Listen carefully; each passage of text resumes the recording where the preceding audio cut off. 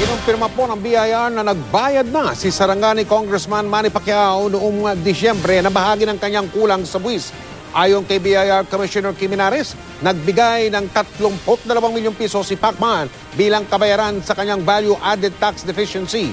Kabilang na ang interes at tinatawag na surcharge para sa mga taong 2008 at taong 2009. Pero meron pa rin daw mahigit 2 bilyong pisong kailangan bayarang buwis ang ating pambansang kamao.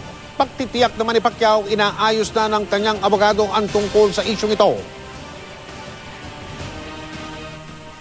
Inaayos naman. Nag-uusap naman sa yung abogado ko at saka yung BIR. So, out of the 2.2, they just paid 32 million. So, that leaves 2.168 billion.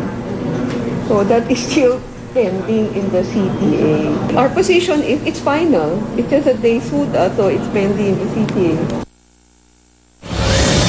Arestado ang tinaguriang Ponzi scam queen na sa ikinasang operasyon ng mga pulis sa Bulacan.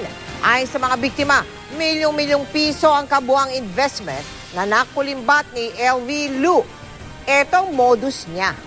Aanyayahan niya ang mga biktima na mag-invest at papangakuan ng hanggang 70% tubo.